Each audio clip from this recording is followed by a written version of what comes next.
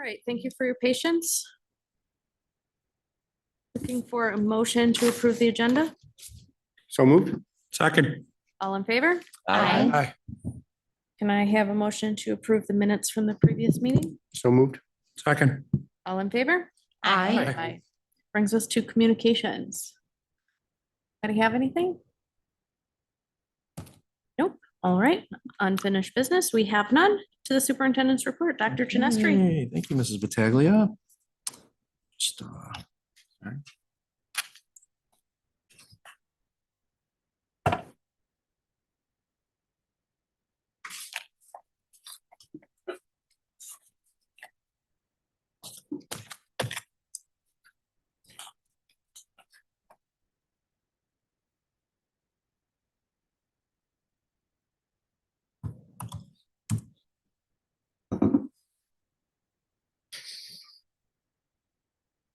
Two calls.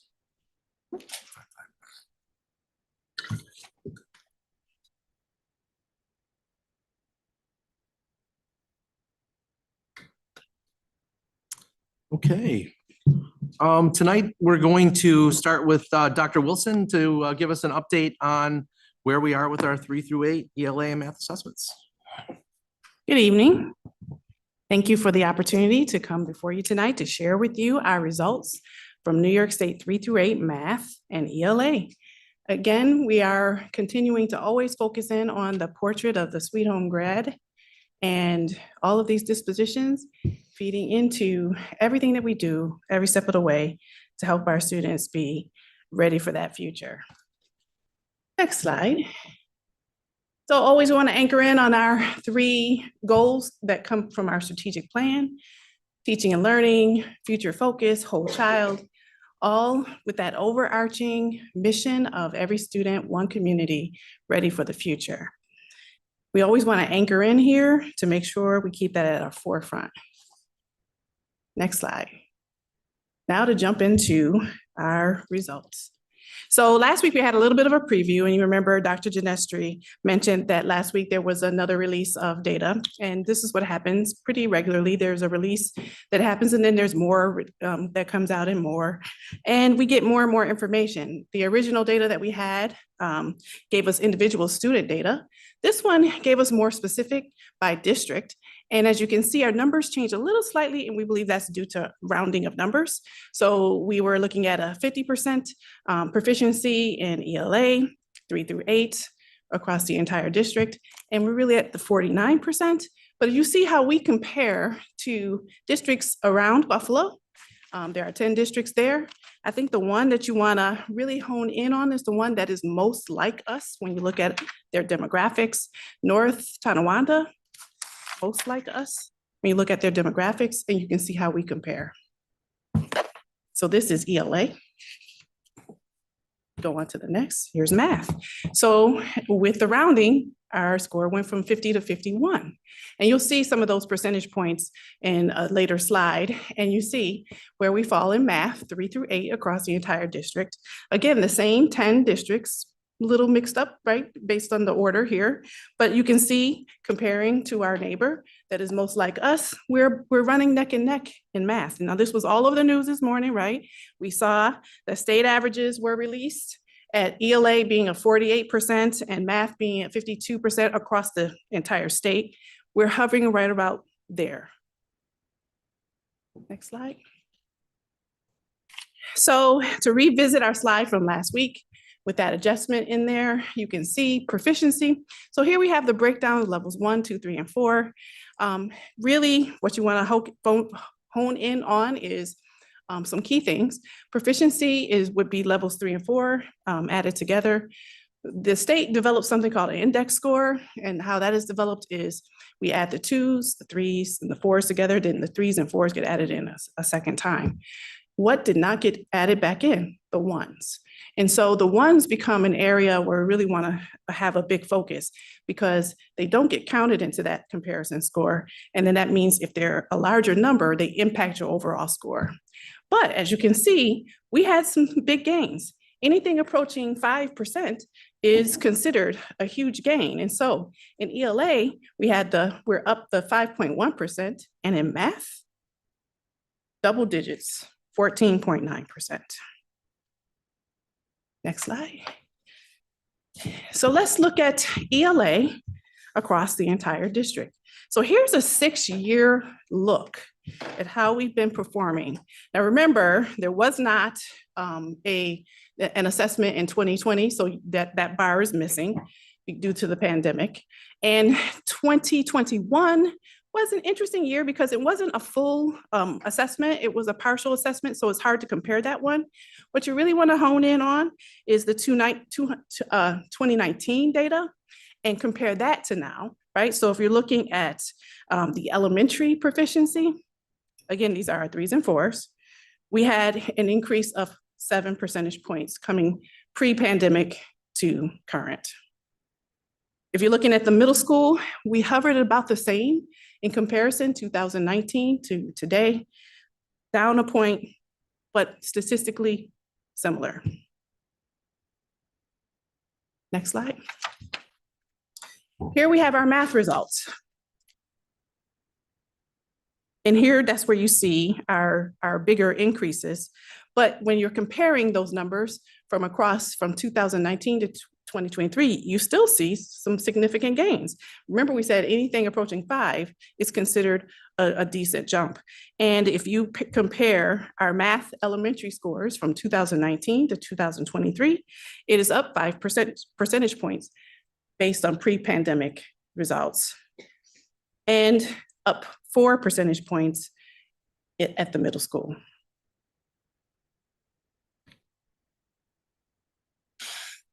So since we have here our 3 through 5 averages, you know, at the middle school, we just saw the breakdown. Here we're looking at across all 4 schools, grades 3, 4, and 5. Remember, we want to hone in on our proficiency, which is that last set of bars there on each graph. And then you also have that first set of bars at level 1. That would be something we want to pay close attention to. So as we're looking at ELA 3 through 5, you can see that we had some big gains at 55% proficiency overall at 4th grade, right? I'm calling out the highlights.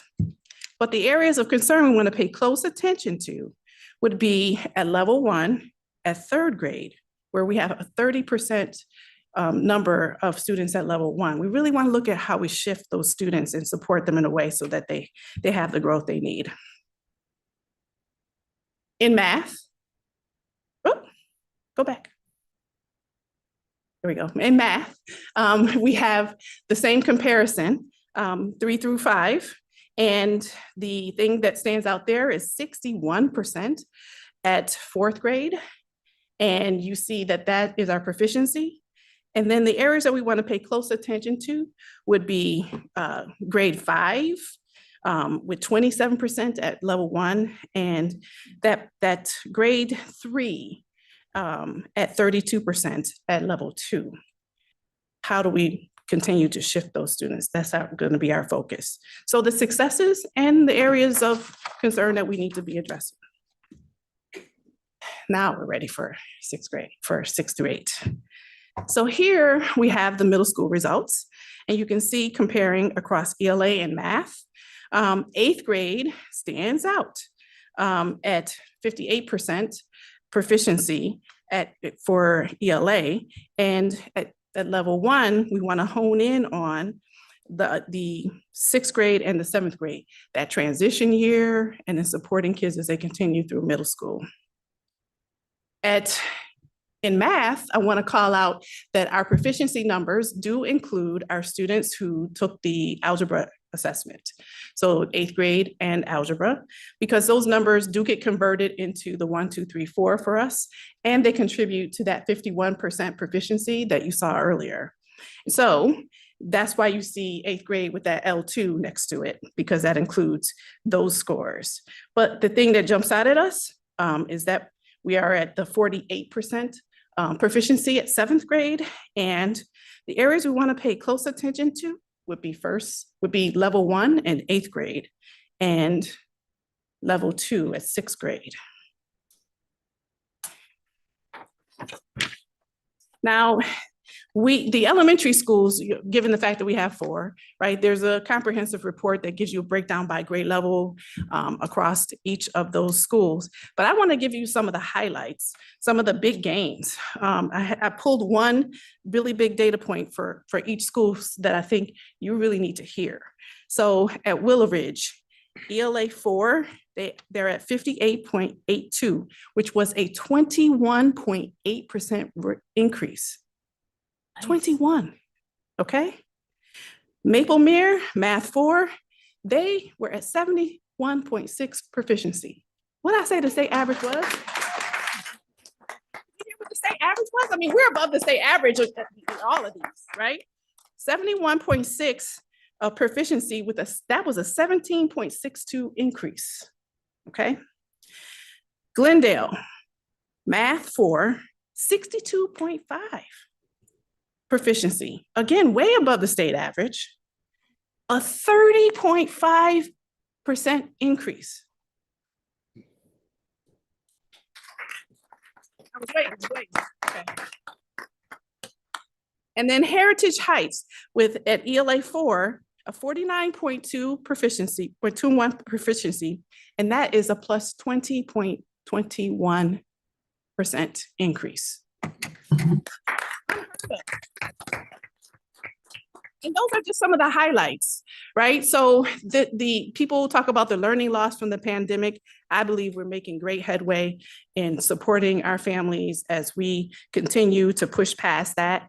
We are tackling areas of improvement to intensify interventions. Through the strategic plan, we have a multi-tiered system and support focus through an intervention team that's really honing in on our screening tools.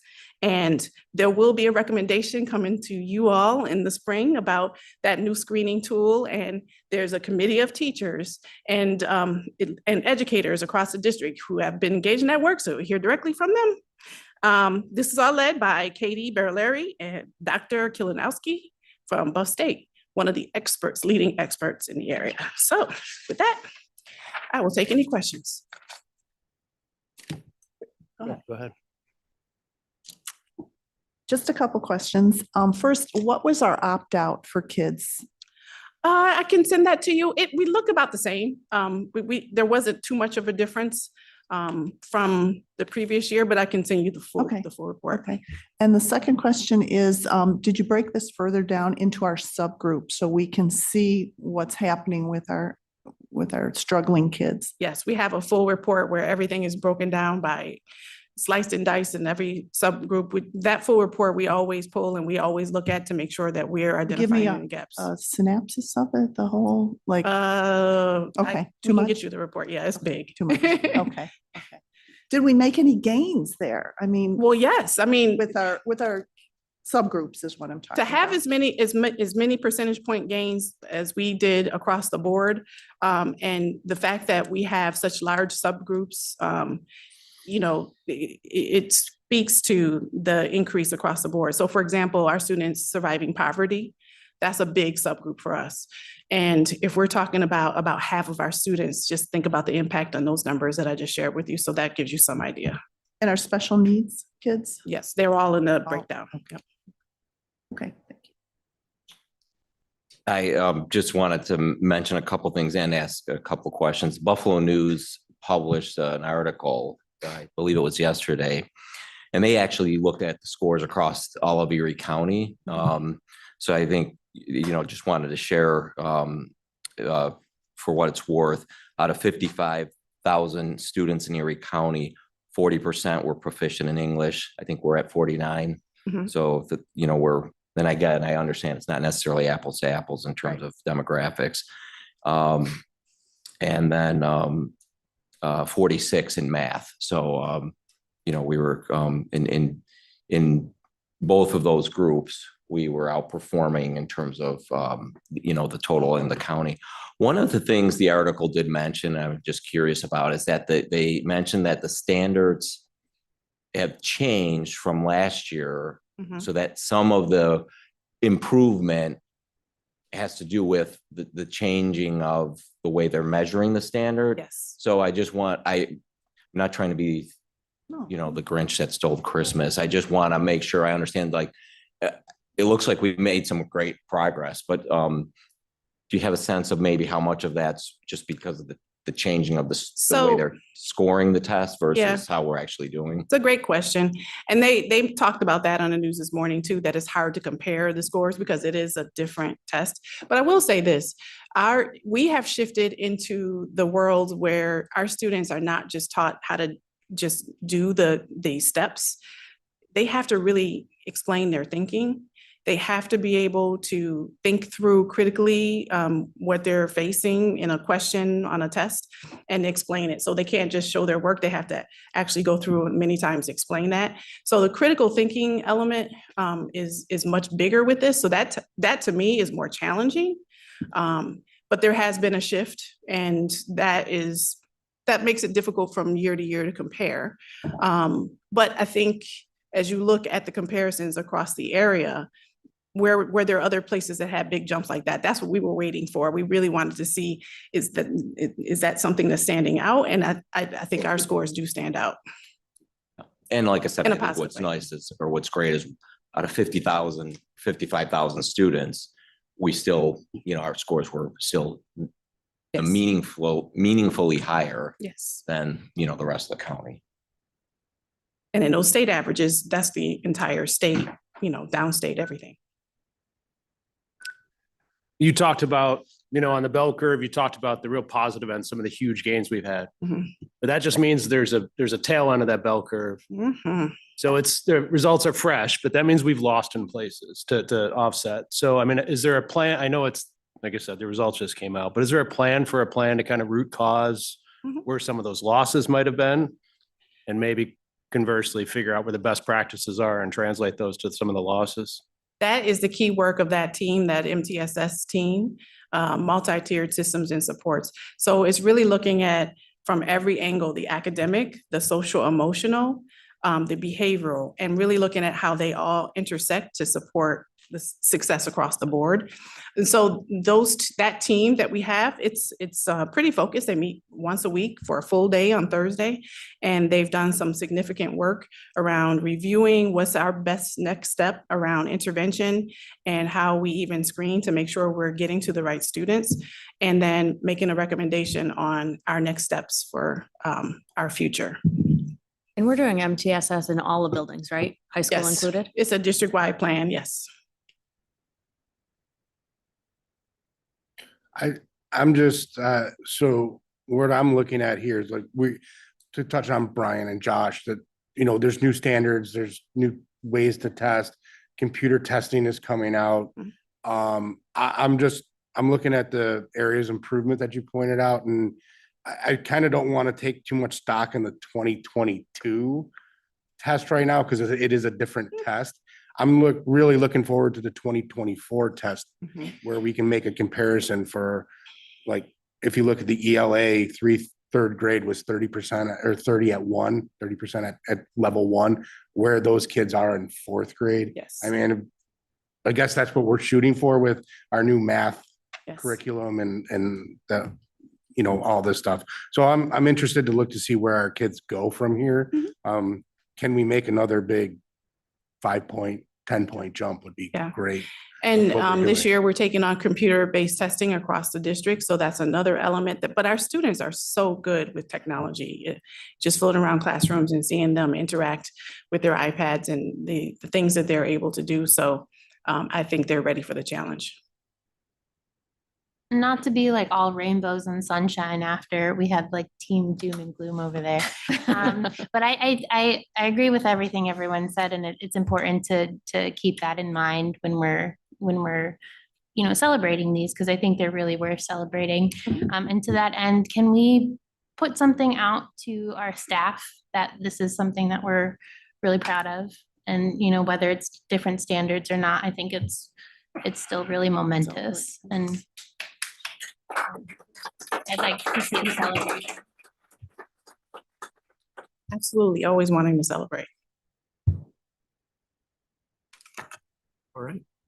I just, one more quick question. Do you look at the strides in each individual schools and say, what are they doing that maybe we can use in another? I mean, just so that we're getting best practices from all of these people. Yes, that's a part of the breakdown. When you look at the elementary, for example, we had the 4 different schools and different grade levels. If there was a big jump in one place, what was going on specific to that grade level? Yeah. Okay.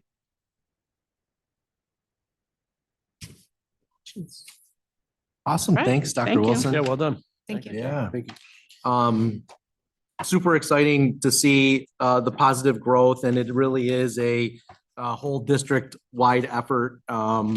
Faculty, staff, administration, of course, it always comes from the board. So we're going to continue to move forward with our plans, with our MTSS plans, with our strategic plan, and continue on this upward pathway. So very exciting to see, and just a big kudos to our entire district as we continue to grow together. So we can continue down the path. This week also marked a milestone. Since I've been in the district, we've been working on a major capital project. I entered phase 1, and then we quickly transitioned to phase 2. And this week, with the help of Mr. Feldman, we have put mounds and mounds of paperwork on the desk to sign our substantial completion reports that go to the state in order for us to gain state aid on our project. So it has been transformative in many areas of the district. From our transportation center to our locker room, to our auditorium, to our cafeterias, roofing, HVAC, security upgrades, you name it. This district, this plan, this capital project had it. It touched all of our buildings, of course, and then built a brand new one when it came to the transportation center. And it's going to be weird not working on a capital project, really, being in the middle of it starting January when we come back. But just wanted to make note today and thank the hundreds and hundreds and hundreds of people that have worked to transform many of our spaces in the district. And a special kudos to Mr. Feldman for leading the project from moment 1 inception during the planning phase, the vote, and throughout completion. So we are at that place where we are signing the final paperwork this week to turn into the state, and very excited about what the capital project produced. Want to thank our community, of course, for supporting it from the vote on forward. And it's just been a phenomenal experience. So Don, I don't know if you wanted to comment at all, but happy to sign those papers this week. Yeah, it's pretty exciting to get to a point where we are at this juncture. We started this project, it was voted on in October of 2019, and we're finishing it now. I would be remiss if I didn't just publicly thank a couple of people. Steve Rosler, our Director of Facilities here at the district. Steve has been our eyes and ears on the ground for the project. And the team at Campus Construction Management.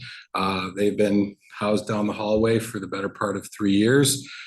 They've kept the project on time and on budget, which is something that we're all pretty proud of. So they are packing up their office and kind of starting to transition to another project. But rest assured, Mr. Ginestri, Dr. Ginestri has a couple more slides here that we're starting to talk about the next one already. But no, really super proud of how the project turned out. And I just would echo what Dr. Ginestri said about the input from our faculty and staff, as well as the continued support of our community.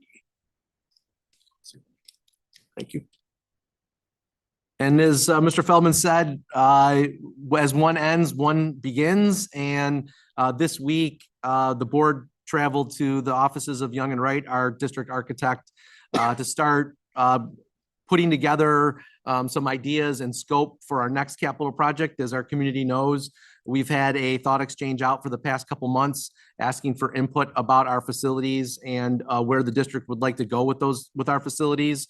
That work will result in focus groups starting in January to really gain input and insight about what our community expects.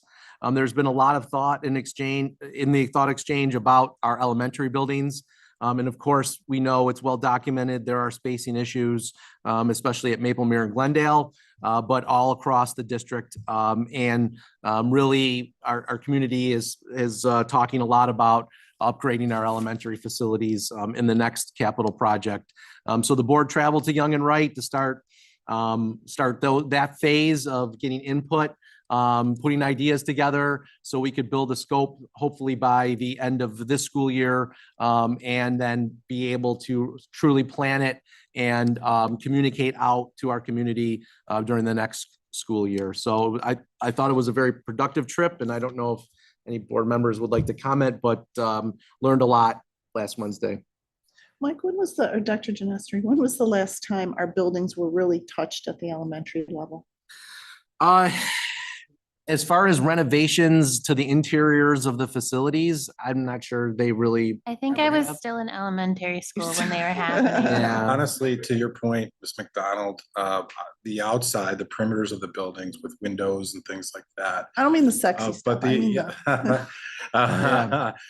the insides, it's been a long time. I've been here for 2 years, somewhere in that neighborhood, and they've not, with the exception of Dexter Terrace. Dexter Terrace was being done just as I came on board, so it's been a long time. It's been a long time.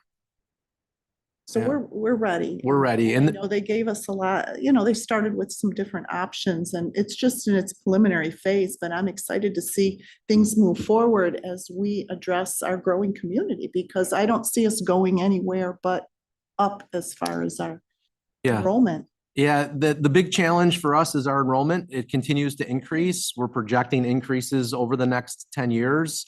Of course, it's been well publicized over the past month, what's happening with the Boulevard Mall and the housing units that might be put over at that as it develops.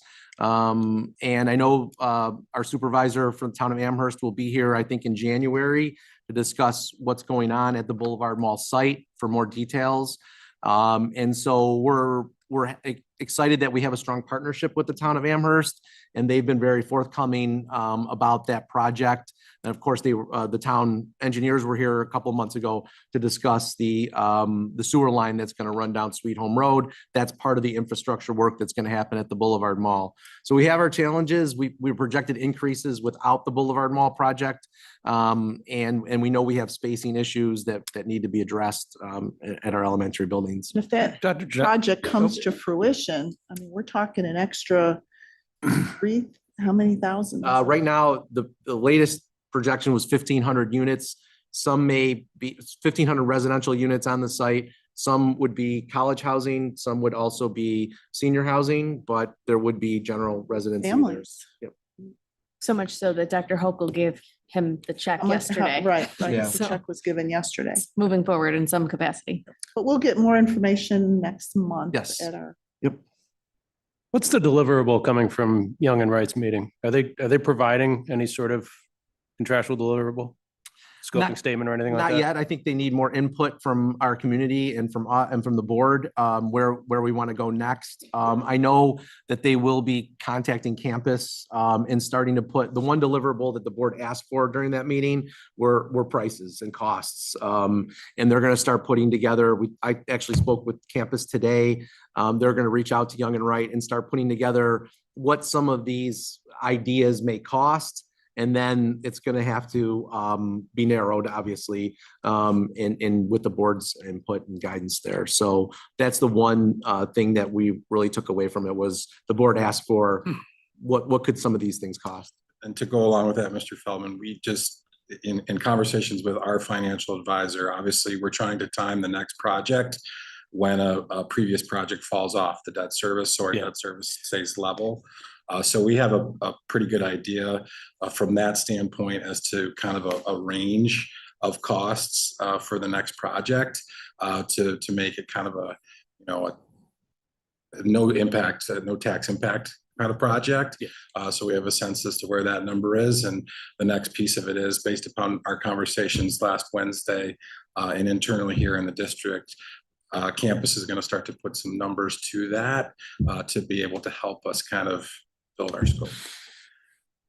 So I guess, and I don't mean to steal thunder because it looks like it might be coming up in slides. I'm just trying to understand how the work at Young and Wright is presented to the community and how it nests and how we feather in the thought exchange and how that kind of comes together to develop scope. Yep. Yeah. So we'll get the focus groups together and then there'll be a report issued to the board. Obviously, there's going to be a lot of decision making that needs to be done by the board based on that information from Young and Wright. I think once we get in a better spot with where the community wants, we could certainly have them come in and present after we narrow it with community input and the input from the board. We could have Young and Wright come in and present it sometime in the spring about some of the options or some of the decisions the board's going to have to make. And we'll have better ideas. Obviously, some of those decisions are going to be financial. Sure. And we'll have better ideas of where we are financially to make those decisions. I also just want to say, for the benefit of the community, that while we're still in the ideas, wish dreaming kind of stage of things, all of the ideas that we saw on Wednesday touched all 4 of our elementary schools. Yes. So. Yep. And there will be impact on, I believe, all of our buildings based on our building condition survey.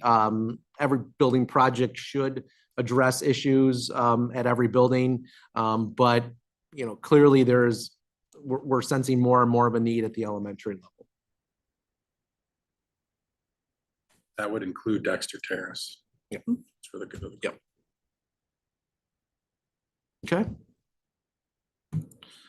And then again, I just wanted to say thank you to the community for participating in the thought exchange. We'll have updates probably at every meeting regarding planning and moving forward. Also got to visit Miss Lipka's class yesterday at the middle school. As the board knows, they accepted a donation from King Arthur to provide supplies to Miss Lipka's class for bread making, which is going to be donated to food pantries in the area. And got to visit the class yesterday. She was doing just a phenomenal job of guiding her students through making bread from scratch. They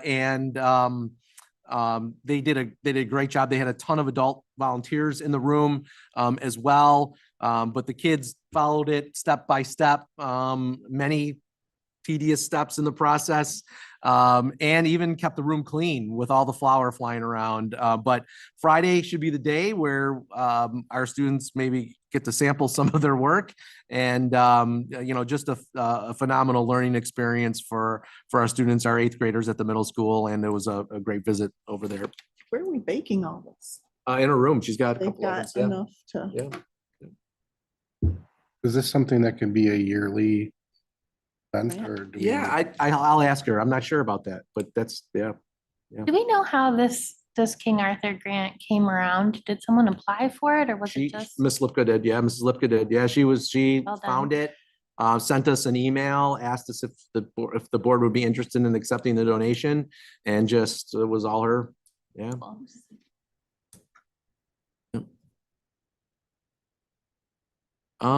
And then just a couple updates tomorrow night, are to finish off our winter concert season. The Heritage Heights Winter Concert will take place at 6:30 at Heritage Heights. And then the Glendale Chorus Concert will be here in the high school auditorium at 7. So inviting all of our community out to watch the talent and work of our students and their teachers. That's what I have for tonight. Any questions? All right, that brings us to the first open session. As per board policy 1510, we hold 2 open sessions at each meeting. The first session is limited to comments on the agenda for tonight's meeting. The board welcomes attendance and participation by district residents, persons having business within the boundaries of the school district, and persons who do business with the Board of Education. Speakers must be at least 16 years of age and will be limited to 3 minutes. Each speaker may not transfer their time to another participant. The board by resolution may vote to extend the time of the speaker. Participants may register in advance with the district clerk. Those registering in advance will speak in order of their sign up. Those not signed up will speak afterwards. The total amount of time in each public participation period is 30 minutes. Statements should be made to the board president, not individual board members. Participants may not discuss specific individuals or issues that fall under executive session. Participants must abide by the Board of Education policy and the district's code of conduct, both available on the district's website. The board president has the right to maintain decorum by interrupting or terminating a visitor's comments, requesting an individual to leave, or calling for recess or adjournment of the meeting. Do we have any speakers tonight? Seeing none, we'll move on.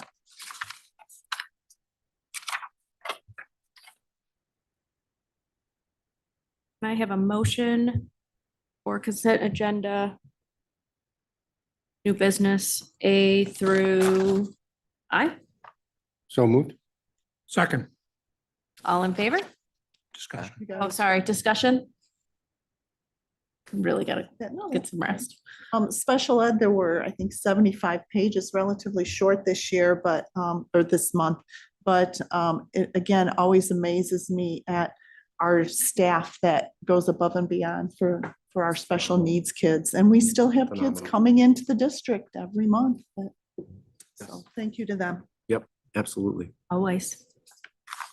Anything else? I got a question. The high school course planning guide, we're making a couple minor revisions. Is that it for the planning guide, or is there any more coming, or? No, it's two phases. So this was just to address the social studies and English class that were scheduled together or described together. So the handbook will be completely reviewed. They're actually in the process of doing it. They're meeting throughout the week and into the next year. And then we'll be bringing any more recommendations from the departments of the high school. And the committee will convene again just before we come back to our next board meeting. Thanks, Dr. Wilson. And again, the goal of this was to make it more available to more kids. To open up access to make sure that we were offering as many opportunities to students as possible, and that students could hone in on things they felt were their strengths. And those two courses were tied together, which was limiting some students. So the push was to get that language in so that we could support current families who had made requests to make a change based on that thinking. And then the full handbook will be going forward for the next year. Anything else? Okay, all in favor? Hi. Aye. That brings us to informational items. Mr. Trolla. Student government met last week to analyze the survey results from what we had sent out about a talent show. From that, our special committee, who was assigned to this talent show idea, has set up a meeting this Thursday with Mrs. Bruce, Mrs. Harrison, and Mr. Marone to go over timeline, logistics, and a selection process, and any other necessary information to get us ready for a talent show to take place hopefully in March or April, sometime after the musical season. The hope is to celebrate the diversity and uniqueness of all of our students and contribute to maintaining a unified student body where everyone is celebrated. Mr. Ryan, the principal at Maplemere, recently reached out to me and Mrs. Bruce. He asked us to once again facilitate their school's leadership celebration day in February. Of course, we said yes. Our group looks forward to this event every year. All of our members love seeing the younger students that they've formed relationships and connections with over the last few years. This will be our third year doing it.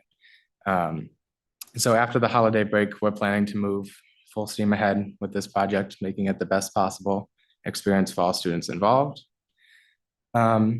And our executive team, Mrs. Bruce and Mr. Salzbo from our tech department, met with our student tech committee yesterday to talk through and hear some feedback and suggestions on how to go about resolving some tech issues we're having at the high school. It focused mainly on our GY grade level mailers who can send and receive those emails, looking into possibly maybe creating an app audit survey for students to fill out, so our tech department can know what apps are actually needed or used by students, and then also addressing problems with the amount of storage on our iPads. And then tomorrow, our food and nutrition committee and our environmental action committee is meeting to prepare for an upcoming meeting after the break with Central Kitchen and Mrs. Sajak they're hoping to discuss more options for those with dietary restrictions and continuing our conversation on the farm to table grants. And also possibly setting up a feedback system so Central Kitchen knows which offerings are favored most by students. And I think that is everything. Great, thank you. Ms. Jason? Just, I was able to attend a couple concerts, but limited because I just got back from vacation, so the concerts were great. Thank you. Ms. McDonald? Just once again, every meeting, I'll say it, kudos to Mr. Trilop and his team. I think you guys are the most efficient system of government that we have. But other than that, I do not have anything to report. Thank you. Mr. Feldman?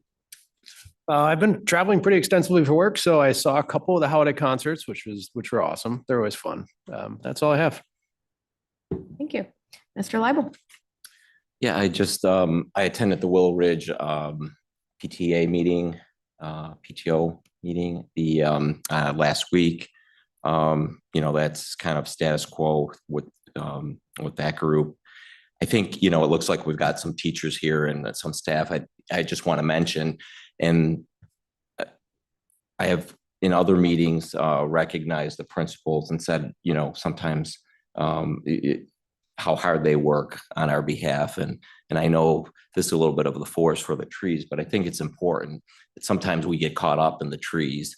And, having 4 young kids, 3 to 10, and I can tell you as a parent, I'm saying this more than as a board member, that the most important thing from my perspective and as a parent is that your kids have great teachers. And I'm just appreciative, and I think I can speak for all the board members here, how much we appreciate. Looks like my mic went, but how much they all went. But anyways, how much we appreciate, the hard work and the dedication of the teachers. Everything else, it is important. It does matter, but nothing can replace the importance of the teachers. And so, just want to mention, my kids come home and they talk about what they did at school and in the classroom more than anything else, and with their teachers. So when you think about great schools, at the heart of it is great teachers. So I just want to, wish you all a great holiday and appreciate everything that all of you are doing for us. Thank you.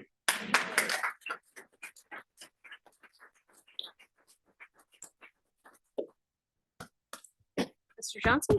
A couple things. I appreciate that time that Young and Wright spent with us putting together that presentation and learning a lot. Learning that state education is requiring us to use Dexter Terrace as part of the process before we can go anywhere else was kind of a shock. And I'm glad to see they were able to help build that into the mix and give us some good things to think about on that. Last week, myself and Jane Sullivan from the ECASP Program Services met with a couple of members of Senator Kennedy's staff. We talked with them a little bit about the foundation aid formula and what the type of things we'd like to say out of it.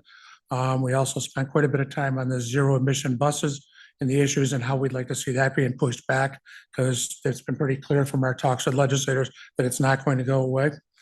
And a couple other issues, and then one of them was just maintaining the relationship, because right now the initial things look like Senator Kennedy may be our next representative after Mr. Higgins retires. So maintain that relationship is good. And that would be it for me.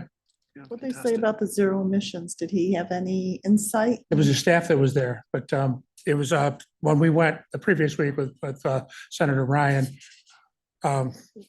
He specifically said that right now it's not really a big talking point in Albany, but he said about 2 years from now, he said he expects that will become a big thing, and then they'll be talking about pushing the dates back, probably because that's when people actually have to start doing something, and they'll step backwards on it.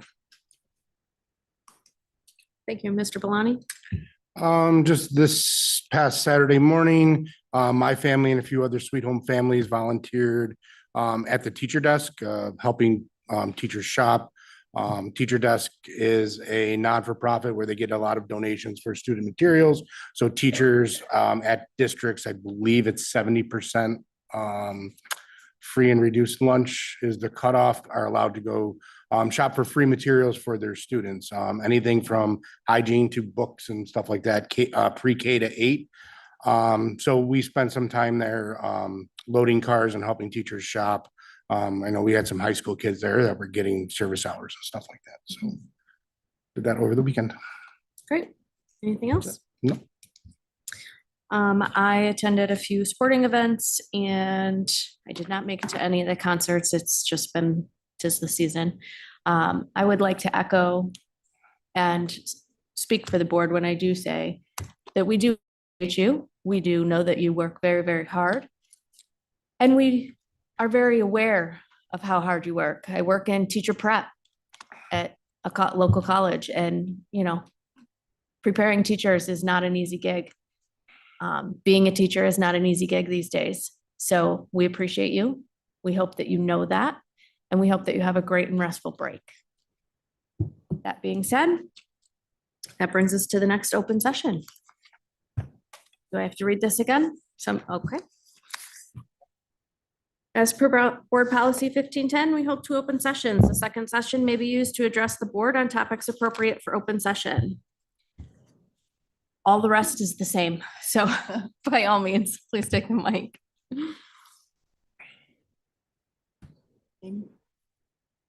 3 minutes.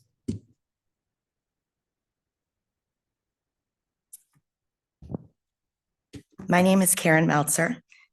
I'm a speech pathologist at Maple Mary Elementary School. I reside in Williamsville. I am a proud member of the Buffalo Jewish community. I am disappointed at our district's lack of response following the recent incidents of anti-Semitism. The events occurred at the middle school and at the high school. At the high school, the Israeli flag was torn down and later burned off-site. A video circulated of that event.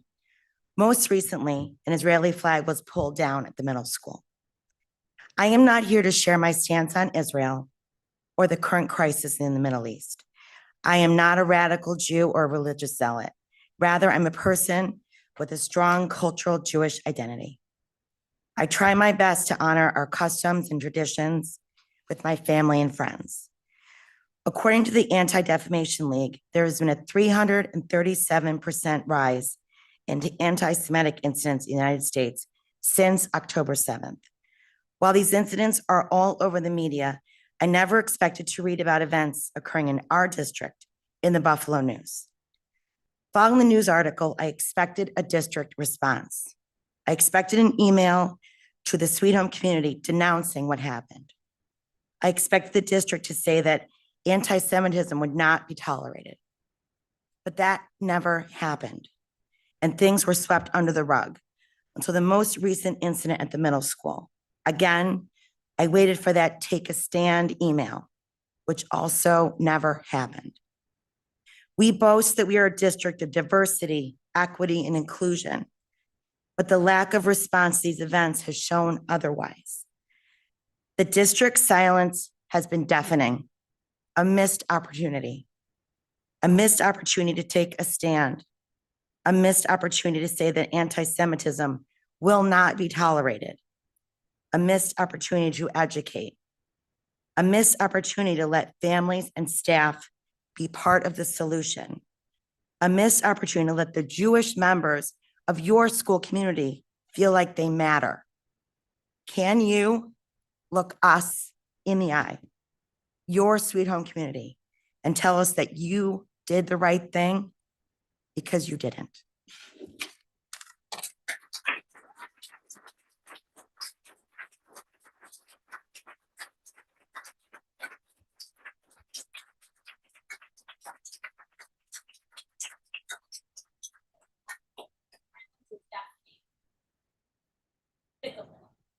As a Jewish parent, my kid is not safe in your district right now, and if you have children, I want you to think about that, how that might. Did you want to take the mic? No. Oh, okay. Thank you. About nonsense, nothing about. Is there any other speakers tonight?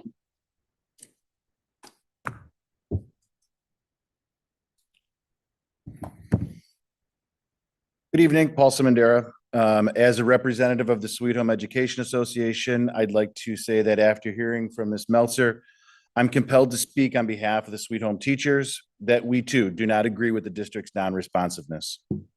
Shay wants to proclaim publicly that we do not tolerate hate speech and behavior in our community and that we value inclusivity.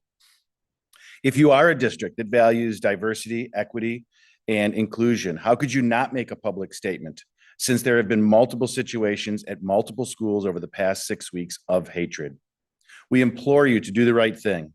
Take a stand. Communicate to our faculty and staff, our students, our parents, and our community members that there is never a time when hateful words and actions will be tolerated and accountability will be swift for those who choose hate. Thank you.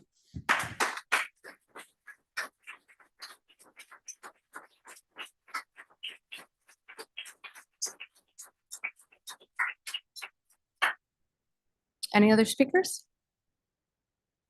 Seeing none, we'll move on.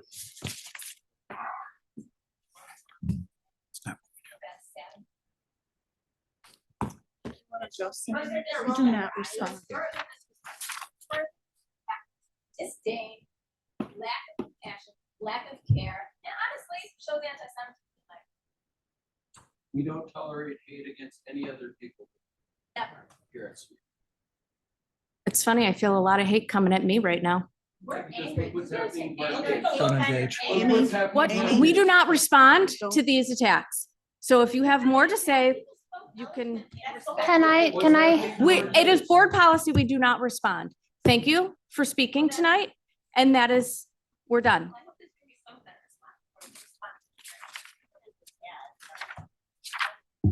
Let's move on. Can I have a motion? We'll go to the Buffalo News then, if you don't want to. We can let everyone know how sweet. How you doing? All these witnesses right here. It's on YouTube. Good, good. Good. So they all know your names. Actually, if you knew me at all, you would not say that. But I appreciate your opinion. Amy, Just go on to the next move piece. on. I need a motion for consent agenda for personnel and service. So moved. Second. All in favor? Aye. Aye. And I have a motion to dismiss, Adjourn. adjourn. Motion to adjourn. Aye. Meeting's adjourned.